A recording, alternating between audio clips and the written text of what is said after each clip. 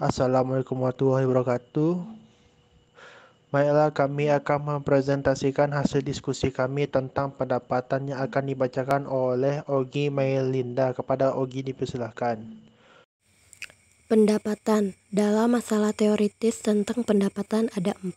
Yang pertama, pengertian. Apa karakteristik dari pendapatan ini? Yang kedua, pengakuan. Apa kriteria pengakuannya? Yang ketiga, saat pengakuan. Kapan diakui pendapatan? Keempat, prosedur pengakuan. Apa kegiatan yang memicu pencatatan? Pengertian pendapatan menurut SPAC nomor 6 PASB, pendapatan adalah arus masuk atau perangkat tambahan lain aset dari suatu entitas atau penyelesaian kewajiban atau kombinasi keduanya dari pengiriman atau produksi barang, jasa, dan render atau kegiatan lainnya yang merupakan operasi yang sedang berlangsung oleh entitas besar atau pusat. Karakteristik pendapatan. Yang pertama, aliran masuk atau kenaikan aset. Menurut Patton dan Littleton, aset dapat bertambah dikarenakan yang pertama, transaksi pendanaan yang berasal dari kreditor dan investor. Yang kedua, laba yang berasal dari kegiatan investasi, contoh penjualan aset tetap, surat berharga, segmen bisnis, dan anak perusahaan. Yang ketiga, hadiah, donasi, atau temuan. Yang keempat, revaluasi, penilaian kembali aset yang telah ada. Yang kelima, penyediaan atau penyerahan produk, barang, dan jasa. Yang kedua, operasi utama berlanjut. Yang pertama, produksi dan mengirim barang atau melaksanakan jasa. Yang kedua, tidak melihat jumlah rupiah tiap produk yang diserahkan kepada pelanggan. Yang ketiga, tidak melihat sering tidaknya produk tersebut dihasilkan. Yang keempat, tidak membatasi jenis produk menjadi produk utama dan produk sampingan. Dan yang terakhir, pendapat dari operasi utama juga dibantu dengan pendapat dari non-operasi. Yang ketiga, pengukuran kewajiban. Yang pertama, terjadi pengiriman barang atau pelaksanaan jasa. Yang kedua, asas akrual. Contohnya, piutang, pendapatan bunga, piutang dividen, dan lainnya.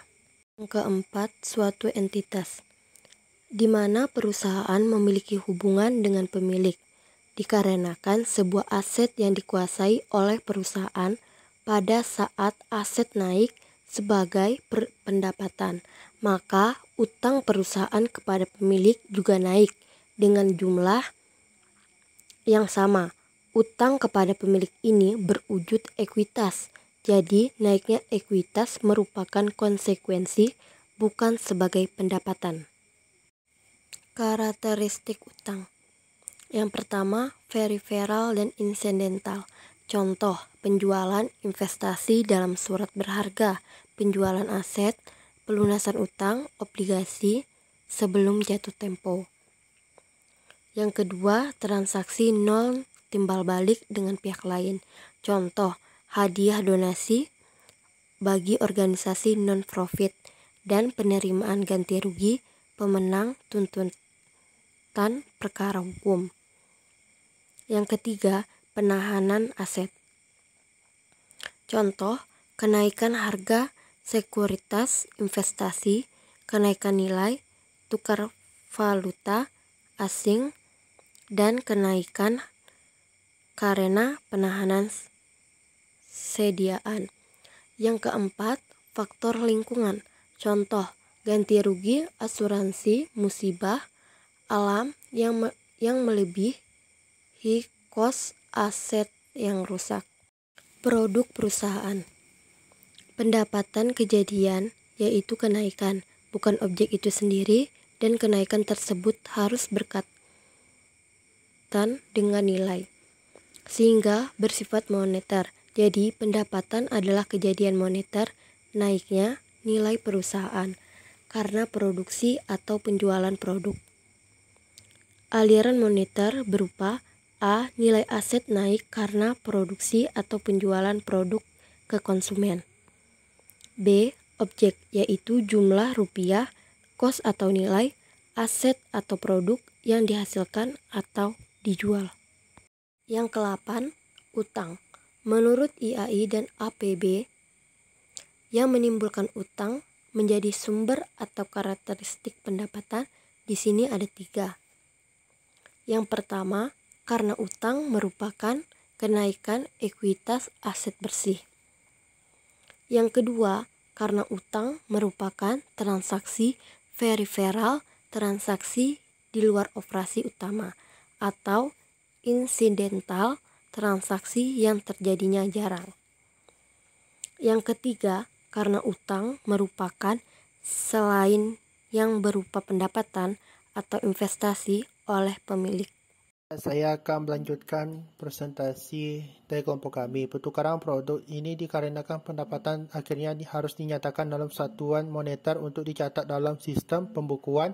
Satuan moneter yang paling objektif adalah kalau jumlah rupiah tersebut merupakan hasil transaksi atau pertukaran antar pihak independen. Berbagai bentuk dan nama, yaitu pendapatan adalah konsep yang bersifat generik dan mencakup semua pos dengan berbagai bentuk dan nama apapun pendapatan untuk perusahaan. Pengakuan pendapatan. Pengakuan adalah pencatatan jumlah rupiah secara resmi ke dalam sistem akuntansi sehingga jumlah tersebut terrefleksi dalam statement keuangan.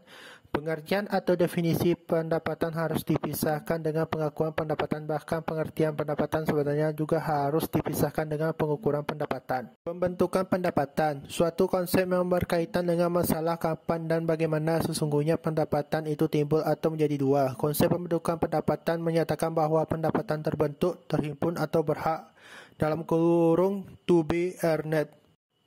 Realisasi pendapatan. Konsep realisasi atau pendekatan transaksi lebih menekankan kejadian atau event yang dapat menandai pengakuan pendapatan, yaitu kepastian perubahan produk menjadi potensi jasa lain melalui proses penjualan yang sah dan penguatan atau validasi transaksi penjualan tersebut dengan diperolehnya aset lancar dalam kurung kas, setara kas, dan piutang. Kriteria pengakuan pendapatan. Pendapatan baru dapat diakui kalau syarat-syarat berikut: 1. Keterukuran aset. 2. Adanya suatu transaksi. 3. Penghimpunan secara substansial telah selesai. Baiklah, sekian presentasi dari kelompok kami. Apabila ada kesalahan kata, mohon dimaafkan. Assalamualaikum warahmatullahi wabarakatuh.